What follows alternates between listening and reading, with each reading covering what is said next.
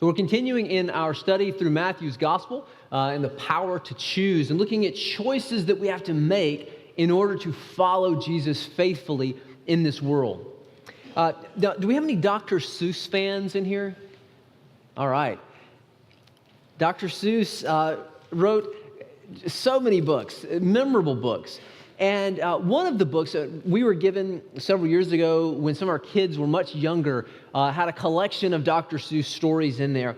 And one of the stories, it wasn't primarily about this, but it included a scene with the Zax, Z-A-X. Does anybody remember the Zax?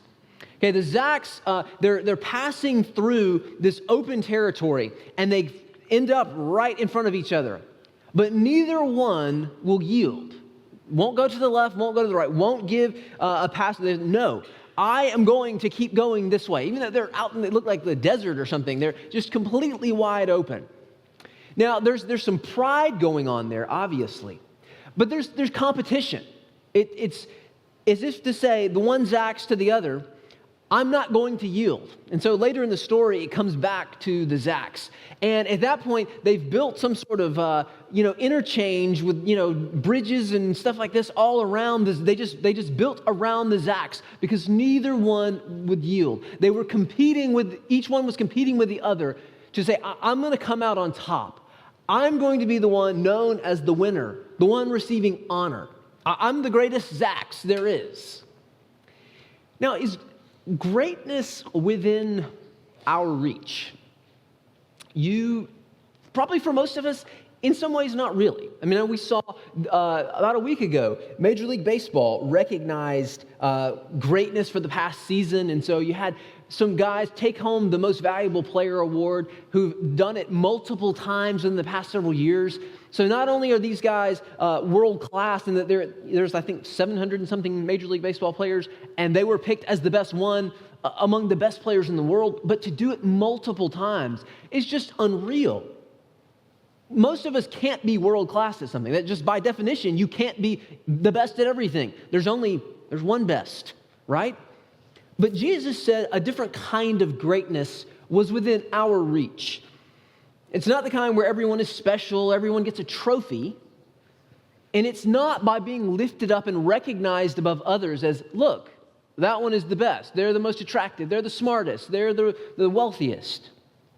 Instead, the greatness that Jesus talked about comes through serving others instead of competing with others. Like those Zax, instead of going, no, I will stand my ground, I will be known as the Zax who won. Instead, we yield to others. We give ourselves away to others. And that is the pathway to greatness in God's kingdom. Not in the world's kingdom, but in God's kingdom, the one that really matters. But the question we have is, how do we actually choose serving over competing with others? Well, our text this morning shows us 4 steps along the way as we seek the greatness that Jesus talks about, of serving others instead of competing with others. And so we'll see that we have to see Jesus' mission clearly. We got to have that crystal clear in our mind. This is who Jesus is and what he came to do. Then we have to see we cannot be seeking honor to be lifted up over others. Then we've got to let Jesus sift through our motives because the world and its values still cling to us. And so we have to let Jesus, like a sieve, just let the bad stuff go out and keep the things of his kingdom that he is building in us. And then finally, we have to square with the pattern that Jesus himself, he didn't just teach it, but he modeled it, he fulfilled it himself. So that's kind of a roadmap, and you've got notes there with some questions to help you reflect later or talk about it with others. But let's begin there at verses 17 through 19. And first, we have to see Jesus' mission clearly. So in verse 17, I'll read that again. Now, Jesus was going up to Jerusalem, and on the way, he took the 12 aside, and then he began to speak to them about the purpose he was going. But what I want you to see there is that he boldly faced his death. He's going up to Jerusalem, and this is now the 3rd time he has been explicitly clear with them what awaits him in Jerusalem, and yet here he goes marching on to Jerusalem. So 3 separate times, Jesus clearly told them what was coming. It's like someone seeing a fire, and running into it to rescue people. But I think if any of us, if we were in that position, we may run into that house to rescue someone from a fire, but we're sure hoping that we're going to get out of that fire ourselves, right? Jesus knows he's not getting out of the fire, and yet he's going. Well, look in verses 18 to 19. There you see the king ruling over his death. He's in charge of this. This is not just happening to him as if he's a victim of local politics. So in verse 18, this is what he tells them when he pulls them aside. He said, we're going up to Jerusalem, and the Son of Man will be delivered over to the chief priest and the teachers of the law, and they will condemn him to death and will hand him over to the Gentiles to be mocked and flogged and crucified. So he knows what's coming, and he's in charge of these events as a king. Now, look there, he calls himself the Son of Man. If you've been in the church for a while, you've read the Gospels, you hear Jesus calling himself that all the time, the Son of Man, the Son of Man. This was Jesus' favorite title to refer to himself. And it was one of those things that came from the Old Testament, but it was kind of mysterious. Jews talked about it a little bit, but they didn't have as much of a content to put in that bucket yet, because they're like, who is this guy? But in Daniel chapter 7, so probably if you grew up going to Sunday school and things like that, you're familiar with the beginning of Daniel, with Daniel and his friends and the lions and these kind of things. But then the latter half of the book, that one probably didn't show up on the flannel graph, or I guess the videos, depending on your age, because it's these strange visions that Daniel has of the future. One of them, he says his face turned green. He couldn't talk for a week. He's just completely blown away with what God is showing him. That's harder to do on the flannel graph. You know, Daniel's over there vomiting or whatever it was that was happening. But in that, he gets this vision of one like a son of man who's brought into the presence of the Ancient of Days. It's God on his throne. And this one like a son of man is given dominion and rule and a kingdom that will not end. And all nations worship him. Now, who would God share his rule with? And who would God share worship with? But it's a human being. It's one like a son of man, yet he's participating in the things that God does. Well, Jews couldn't figure it out. Well, Jesus said, that's me. I'm the one like a son of man. And so this is a royal title that Jesus is giving himself, but he could use it without too much trouble because, again, Jews were a little unclear on what he meant. And so he is acting and speaking like a king. And he says he's going to be delivered over. He's going to be betrayed to the religious leaders of the Jews, but also the Gentiles are going to be involved. So really, all of humanity is against this one that God has set up as a king. He knows the details, and he's in charge of them. And yet he yields himself to this. He knows this is what it lies ahead, and yet he says, guys, we're going. Let's go. Well, then at the end of verse 19, he shows his kingly authority too, because he says he's going to rise from death. Look at the end of verse 19.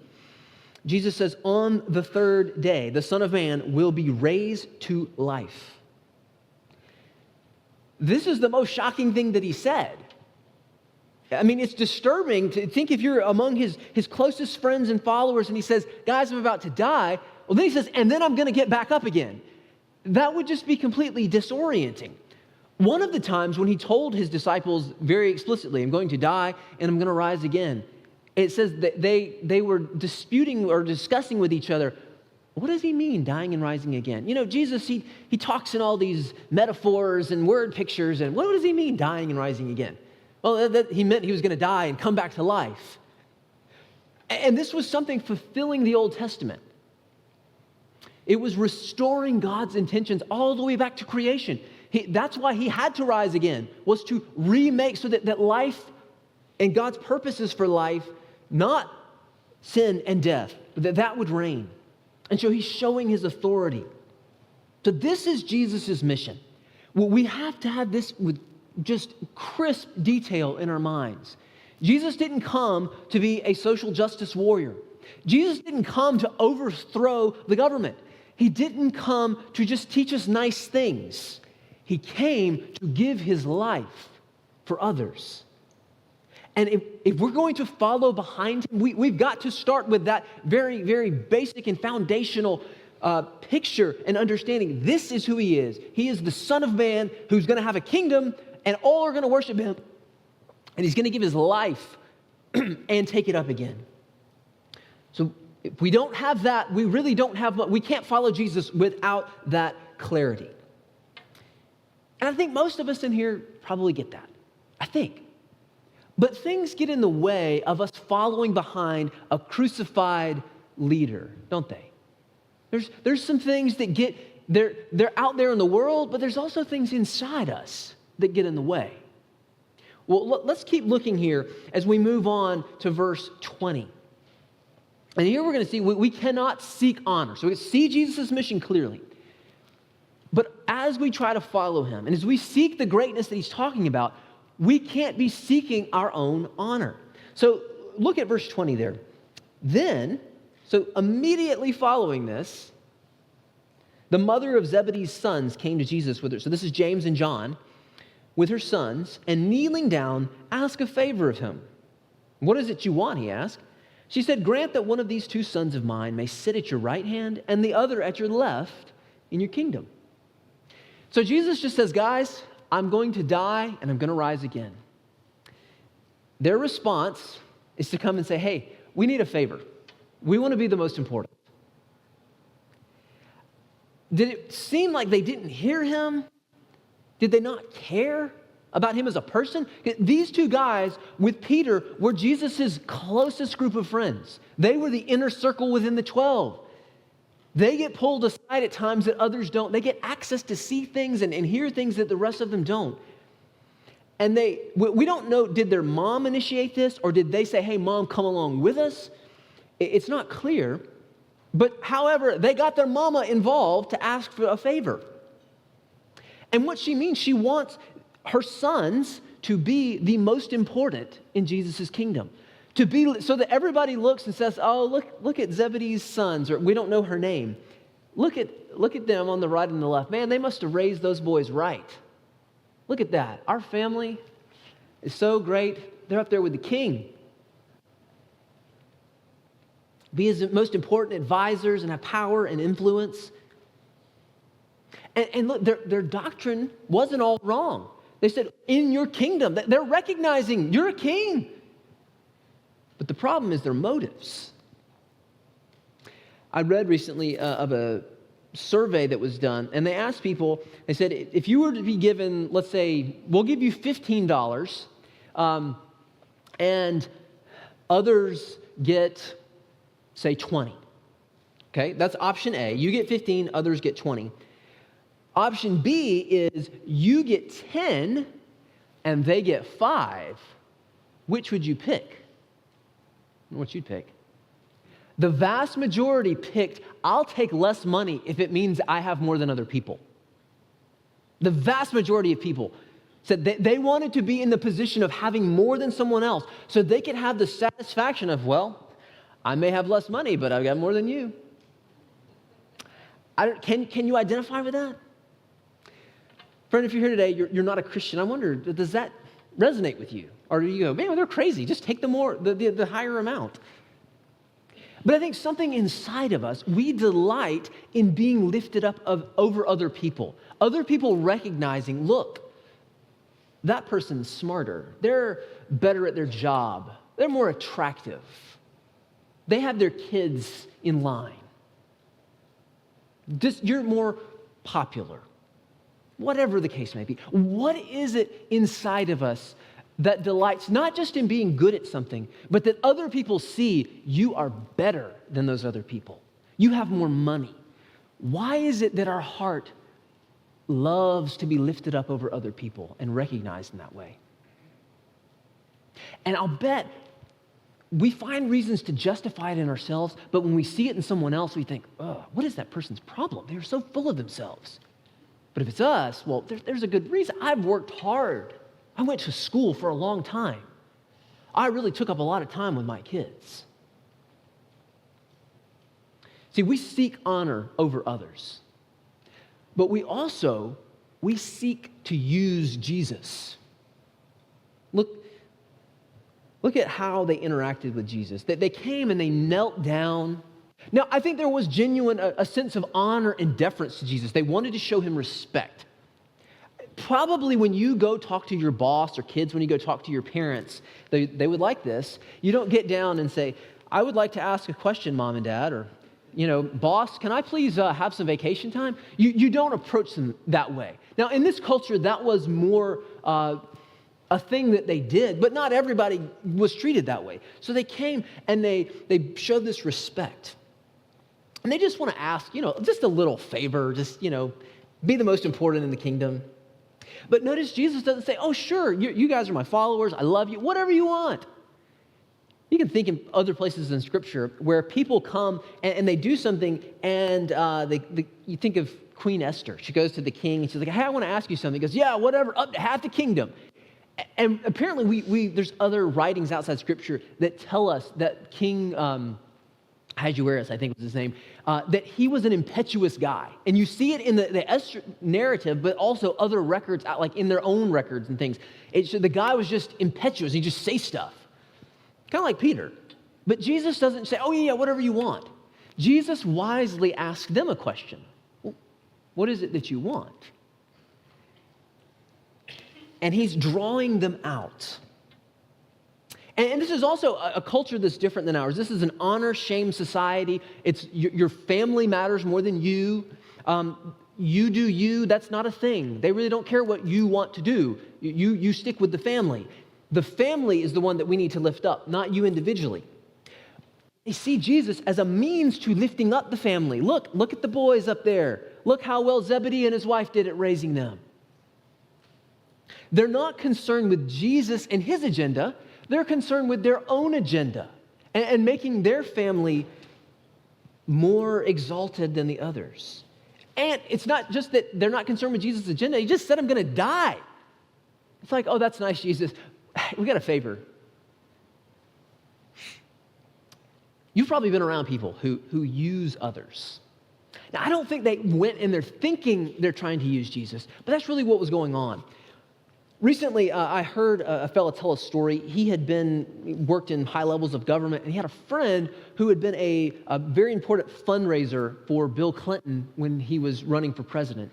And after the Monica Lewinsky scandal broke, things looked bad for the president.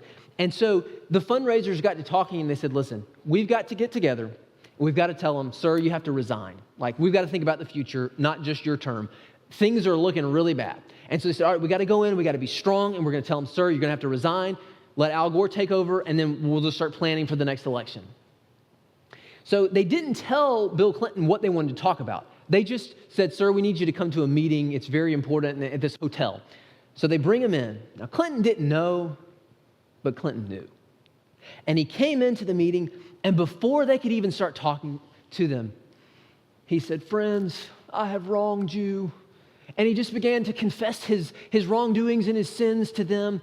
And then I think he was in tears at points. Other people were in tears. By the end of the meeting, someone had started chanting, and then the whole group joined in. Clinton, Clinton, Clinton. He leaves the meeting in glory. He has just directed it the way he wanted, and he got on out. And so this fellow that was telling the story, asked his friend, he said, oh, so he just played you, right? And he said, oh, absolutely he played us. We all knew it. But in the moment, he was so convincing, and we were just like putty in his hands. And for those of you who have read about Bill Clinton or you remember his term, I don't think it would surprise you that Bill Clinton was using people for his own ends. He was just using them to get what he wanted. But friends, do you view Jesus as a way to get what you want? Do you see Jesus as a genie, sort of? And you'll serve him, and you'll read your Bible, and you'll pray, you'll come to church, you'll give, because you think Jesus is a means to get what you want. Or maybe he's a way to get what you want for your family. Think, well, if I do these things, then Jesus will make things go well in my family or in my job or whatever I've got going on in my life. In that case, what is really your treasure? Is it Jesus and his kingdom and his agenda, or is it your family? Family is a gift from God, one of the most precious gifts that we can have. But Jesus says, if you don't love me more than them, you can't follow me. Jesus is not a means to an end. He is the end himself. He is the one we're seeking. Do you need Jesus to get in it and transform some of those desires in your heart? Is the cry of your heart, Lord, let your kingdom come and let your will be done? Or is it, Jesus, please let my kingdom come, let my desires be done for my family, let my family excel? We're being so faithful to you. Friends, if we're going to choose serving over competing, we can't seek honor over others. We can't use Jesus to get the things that we really want. Like Jesus is the great genie, the great idol giver for our hearts. If he is the king, he comes in and he reorients what's important and what we value and what we seek after, because he is the king. Well, let's turn now to verses 22 through 24 and see Jesus probing the hearts of the disciples. Hopefully, we'll let him do that to us as well.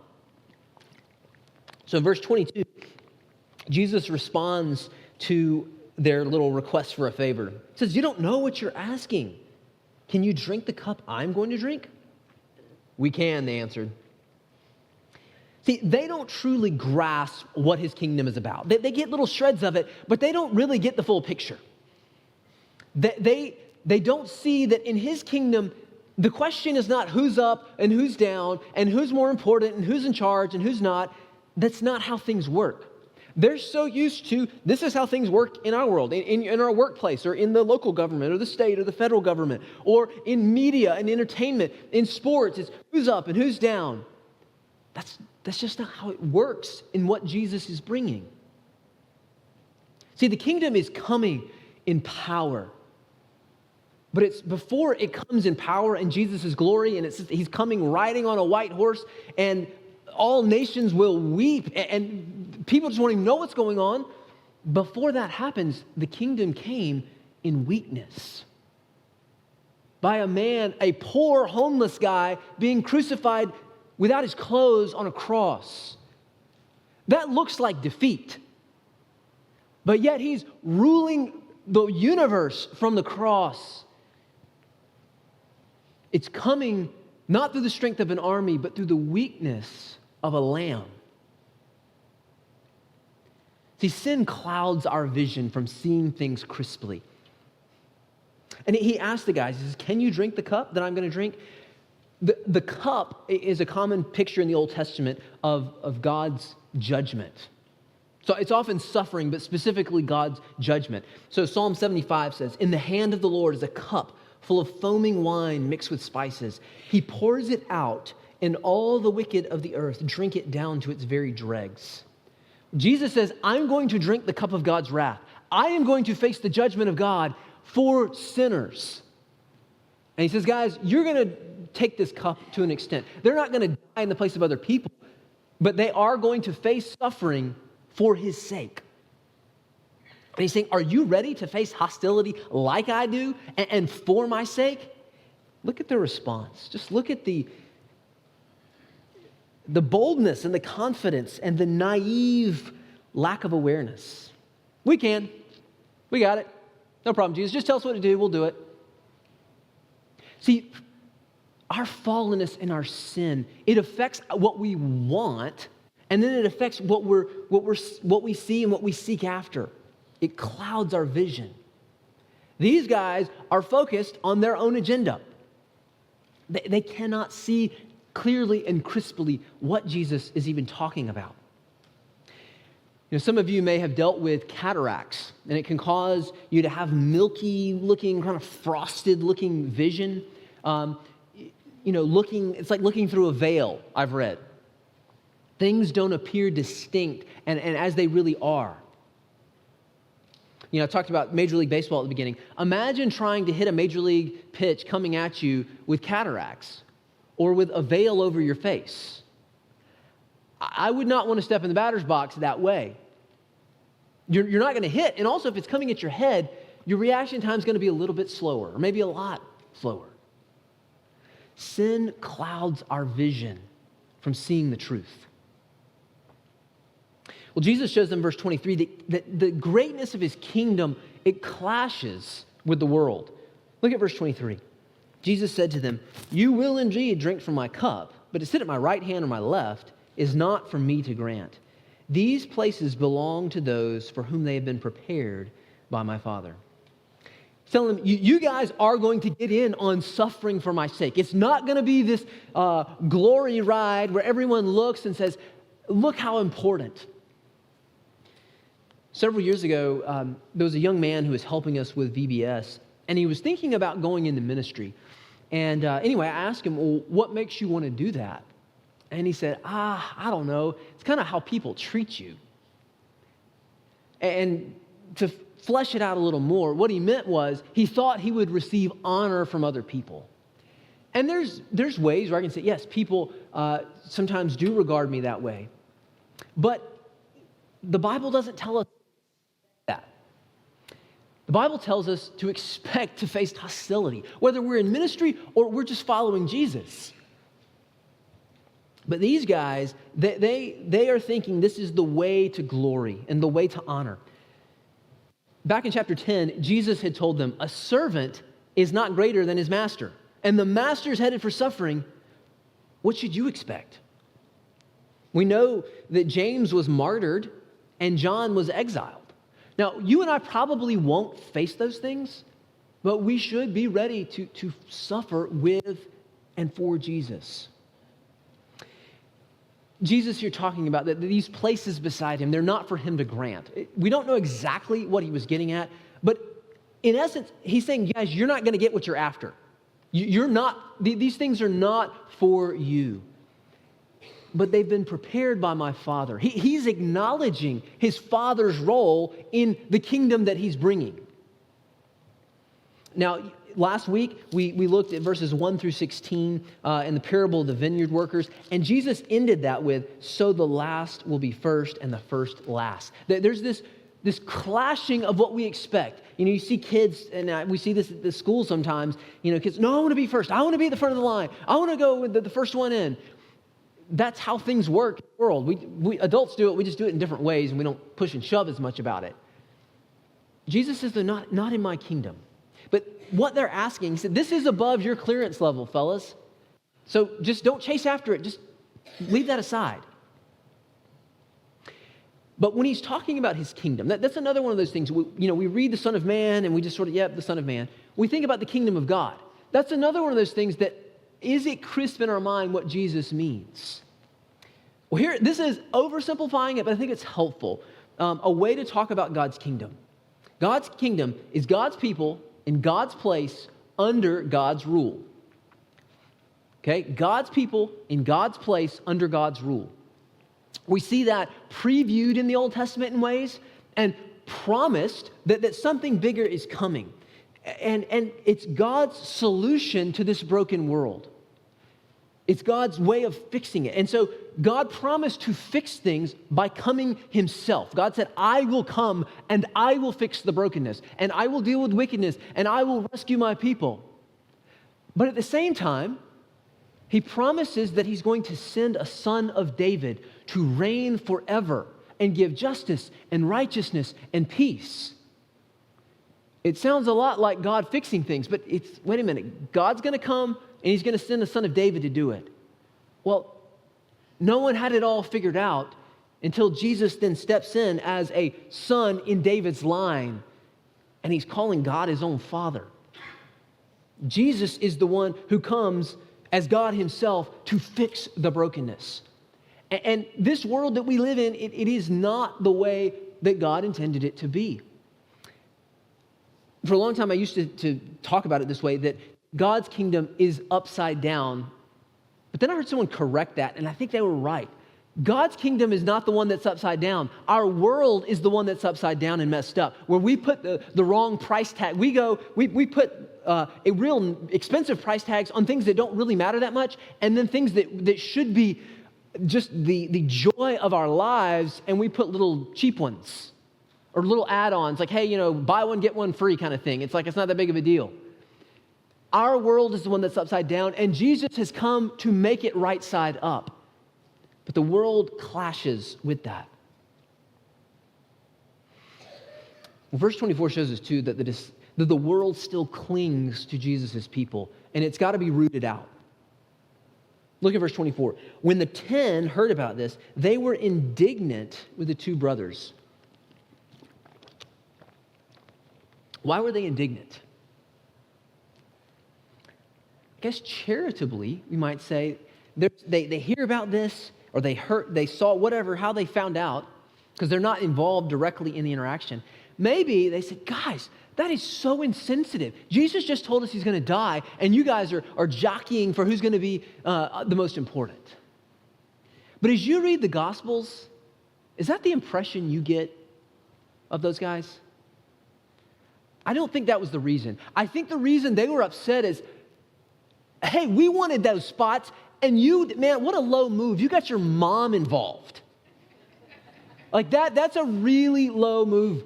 How is Jesus going to say no to this elderly lady?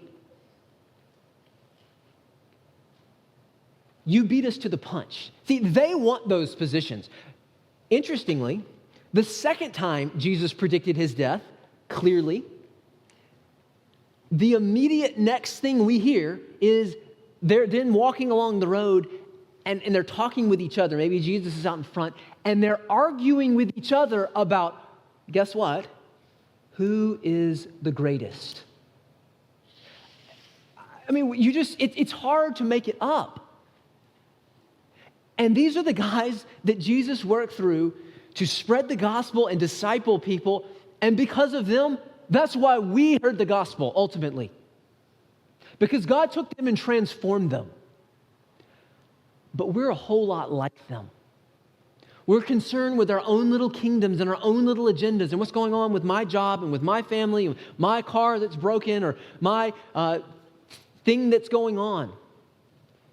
It's not that those things don't matter, but it's that they don't matter ultimately when we consider what God is doing in the world and in us. And these guys, even though they're stumbling and they're fumbling, they keep coming back to Jesus and receiving his correction and his teaching. But the world still clings to them. They have one foot in that upside down kingdom that is the life we live now, and they've got another foot in God's kingdom. And if you're standing between two boats and you're trying to balance yourself, that's hard. But that's the difficult thing for us, because that end time kingdom that God promised where he would fix things, Jesus brought it into the present. And so it's really here now. If you've been born again, you have a taste of it. You have the Holy Spirit in you. But you still struggle with sin. You still want sin. You still like it. But you may not struggle with it exactly like you did 5 or 10 years ago. Your body's breaking down too. See, we still live in that world that's broken because the kingdom has not come yet in its fullness. We have a foretaste, but Jesus has to return before he makes all things new. And so as we live in this time of already and not yet, we struggle because the world still clings to us and it's got its clutches on us. And we have to let Jesus ask us questions like this to sift out what's there. Right now, my parents have an exchange student from China. She came to the country. She's fairly young, and her English skills are not exceptional. And they've had other exchange students who came with stronger English. But imagine you're 12, 13 years old, and you go literally halfway across the world to new people, new culture, new language, new food, new fashion. I mean, all of it. It would be disorienting. And your default is still back where you came from. You tend to go back to that because that's what you know. See, Jesus, this is what these guys know. They know the upside down kingdom really well. Who's up? Who's down? Who's more important? They need Jesus to sift it out for them. and to rewrite and plant in them. No. This is not how we do things here, guys. It's not that they're physically incapable of going into sin. It's that they need to learn. It's just, this is not what we do here in my kingdom. This is not how we operate, guys. Friends, where do the world's values still cling to you? Where are they still in your heart, clutching on tight? And what are you doing about it? Are you aware, and are you taking action? Maybe you need to take time this afternoon or this week to reflect. Use those questions on the handout that you received. Talk about it just with you and the Lord as you reflect, or talk about it with someone else. And in trusting in God's power, make a plan. Okay, this is what I'm going to do, this one area. You can't tackle everything, but you see one area, say, all right, I'm going to try to make forward progress here, trusting that God is going to meet me as I take action. Where can I try to cut away the world's influence? Maybe you need to ask someone trusted in your family or a friend who can speak into your life and say, yeah, I mean, there is an issue here. I see where you're kind of hanging on to the world. It's hanging on to you. How can you work to put on new glasses, to find a new default? Partly it starts here. You've got to marinate yourself in God's word. So come gather as the church to hear God's word taught and proclaimed, but also as you ride in your car, as you do the dishes, memorize it. Be involved in Sunday school or some sort of small group. And think about what you read. Reflect on it. It does. I could go read the phone book or the dictionary, and maybe I would remember some of it. But if we don't stop and think about it and go, okay, what is this saying? What is the impact for me? The effect is so much less. Ask God to help you see where the world is still like a parasite or like barnacles that is just becoming crusted, and you've got to scrub those things off. Ask God to do that and to give you the power to do that. So if we're going to choose serving over competing, we've got to let Jesus sift through the wrong motives that we have. We may even want Jesus to be recognized for other people because we sing in the choir or we serve in this role and we get featured. We've got to let him strip those things out. And then there's one final step in verses 25 to 28. Jesus shows us that we have to square with his pattern. Let's read in verse 25. Jesus called them together. So they get mad. He calls them together and he uses this as a teaching moment. And he said, you know that the rulers of the Gentiles lord it over them, and their high officials, or literally their great ones, exercise authority over them. See, the world flaunts its greatness. You think of a lady who's just gotten engaged. She's very eager to show her ring. I've seen women, and it's like silly. They're just trying to put it out there so people will see it and comment on it. But they're proud of it. And especially if it's of, impressive size, they may really want you to know, this thing's like 2 carats. Or they're just so in love, they're so happy. They're like, look, he proposed to me, look. And they're thinking about the future with their husband. Well, the world flaunts its greatness.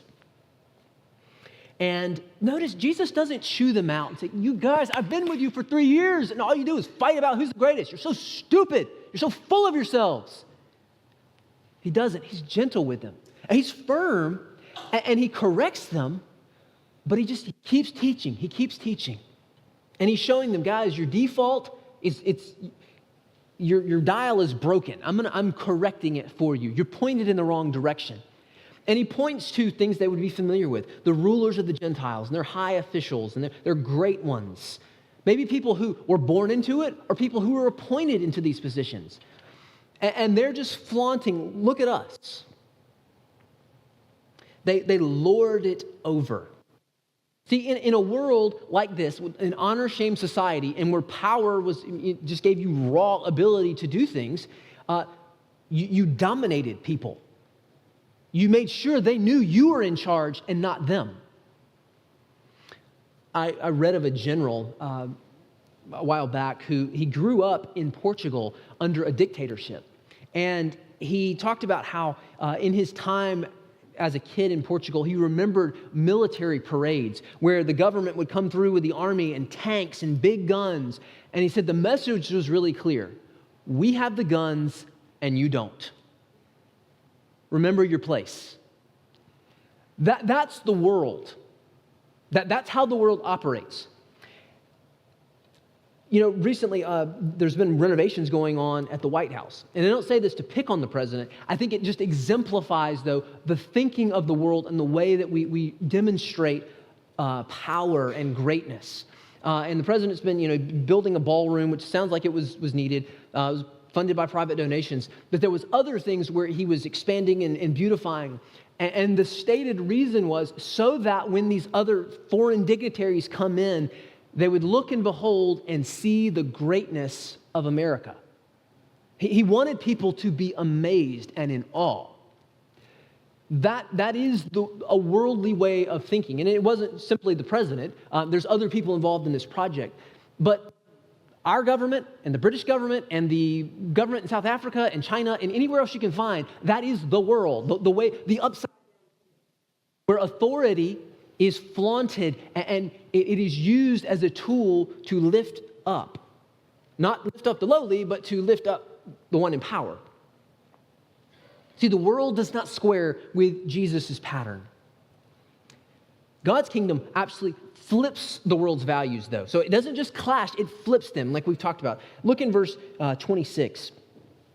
Jesus says, "Not so with you. Instead, whoever wants to be great among you must be your servant, and whoever wants to be first must be your slave." It's this clear contrast with how the world works. Not in my kingdom, guys. This is not how it works. It's not about who's up and who's down. You can't let it be this way. Instead, here's the positive. If you want to be great, if you want to be first, and it's almost this irony. He's using it in a way he's using the terms they're thinking of to show this is what greatness looks like. And he's going to show them in a short time. He gets down, he's in his underwear, on his hands and knees, washing their feet, scrubbing off animal manure and dirt, and he's cleaning their feet, these people that he created. And in that room, I don't think there was any question, who is the leader? Who is in charge? And yet he's down there serving them in a menial way. Because he's not worried, do they think that I'm important? Do I have enough honor among them? That's not his concern. His concern is their benefit. If you want to be great, this is what it looks like. You stoop low and you serve.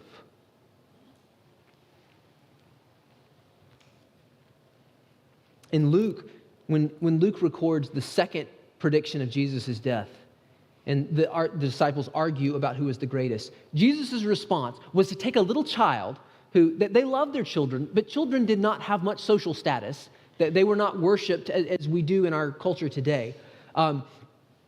He brought a child in his midst, right beside him, probably had his arm around the child. And he said, "Whoever welcomes this little child in my name welcomes me. And whoever welcomes me welcomes the one who sent me. For it is the one who is least among you all who is the greatest." Greatness is not working and angling to make sure that others see you and think highly of you. Greatness is taking your eyes off yourself and picking the lint out of your own belly button. And what do they think of me and myself and I? And you're concerned about God's kingdom and the people around you. And Jesus talked about those, being your servant and your slave. The point is, the word there for servant is the word we get for deacon. It's a table waiter, someone who is they're there to serve you. And the slavery image speaks to the total commitment to the master. That we are just giving our lives for the sake of others, inconveniencing ourselves in love. That's what it looks like to be great. So in your home, you come home and you're tired. You're stressed. You want peace and quiet. You want someone, just solve your own problem, okay? Maybe in your workplace, you have this odd coworker who's just needy. Maybe at church, there's someone who needs a ride that you need to help. Or they tend to sit by themselves and they're not high social status.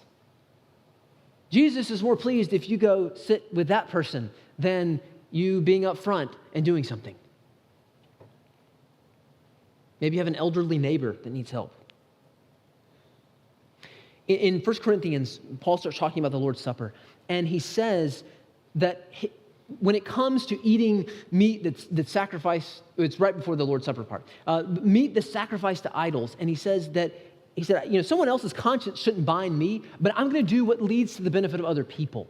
I don't have to exercise all my rights. I can give them away to serve others.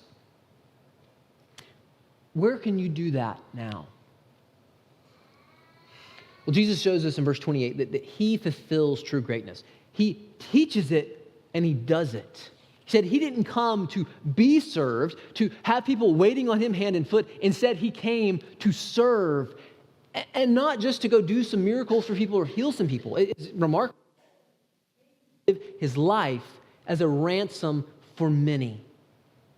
It's probably a reference to the Old Testament, to Isaiah 53, where God's servant gives his life for his people and bears their sin. This is what he's talking about, that he is going to stand in others' place. He is going to take the cup of God's wrath and take it on himself so that others don't have to.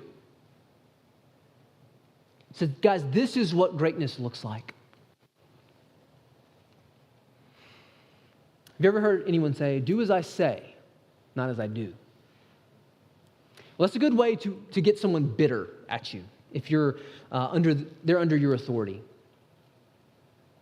You got a boss who's like, "Listen, you guys are being lazy. Y'all have got to stay till 5, maybe past to get the job done. Now it's about 4, so I'm going to be seeing you." And they do that every day. What does this person think they are? Jesus isn't like that. He doesn't just tell. He does. Brothers and sisters, if our Creator and our King stoops low and leads by serving that way, how can we follow behind him if we're busy trying to get people to notice us and how we're doing and our status? That's self-focused. He is other-focused. Friend, if you're here today, you're not a Christian. This is at the very heart of the Christian message. And probably this ideal of service and humility in some ways sounds good, but it may sound like it's not even doable. Or maybe you like Jesus' teachings about these things, but you don't want to receive his authority as a king. You cannot get the blessings of the kingdom and the wholeness of the kingdom without the king. It doesn't work. It's like a piece of real rich cheesecake. If you're going to eat that, there's a cost, isn't there? There's a cost in calories. Now, that's a cost that probably most of us we're willing to pay that, right? But you can't eat the cheesecake and not have the calories. With Jesus, there's a cost. There is even far better than cheesecake that you get. You get him, and you get his people. You get the blessings of his kingdom. But it means you have to yield up your life. You don't get to try to prove yourself to God or do it on your terms. You don't get to run your life your own way. And you don't get to just keep operating like the world. No, he takes things and he changes it. He turns it upside down. And it's disorienting because your default is living upside down, and he's correcting that. Friends, it is so much better. It is so much better than going upside down in life. And it is so much better than the richness of cheesecake. But will you yield to the king?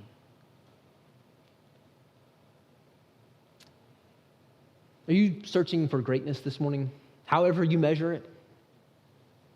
And are you using the measuring stick of God's kingdom? You're only going to find it by giving yourself away to others. Friends, we need to let Jesus sift out our motives in our heart and expose where the world is still clutching us. What steps today in this week do you need to take to come behind Jesus in his serving and in giving himself to others? We get forgiveness. Amen. What a precious gift. But when we come to Jesus, we get all of him, not just a clean slate. We come behind him and we live in the way, the pattern that he has set, and we've got to square our lives with that.